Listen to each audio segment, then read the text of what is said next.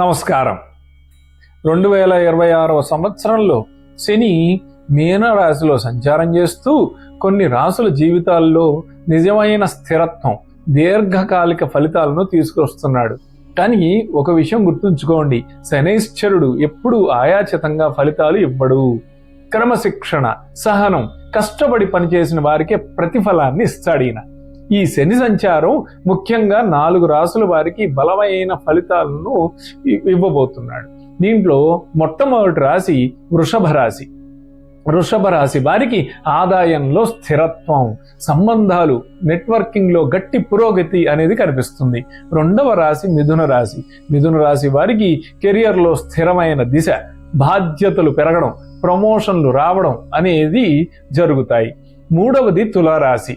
తులారాశి వారికి కాంపిటేటివ్ ఎగ్జామ్స్లో సక్సెస్, పోటీదారులపై ఆధిక్యం, నిర్ణయాల్లో స్పష్టత అనేది ఇట్లాంటి శని అనుకూలతలు ఏర్పడబోతున్నాయి. నాలుగవది మకర రాశి.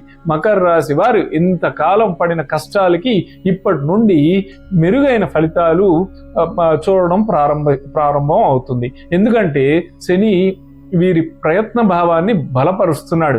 మొత్తం మీద చెప్పాలంటే 2026వ సంవత్సరంలో శని ఈ 4 రాశుల వారికి ఒక ముఖ్యమైన సందేశాన్ని ఇస్తున్నాడు. ఎంత కష్టపడితే అంత ఫలితం. ఈ 4 రాశుల్లో మీది ఉందా? తప్పక కామెంట్ చేయండి.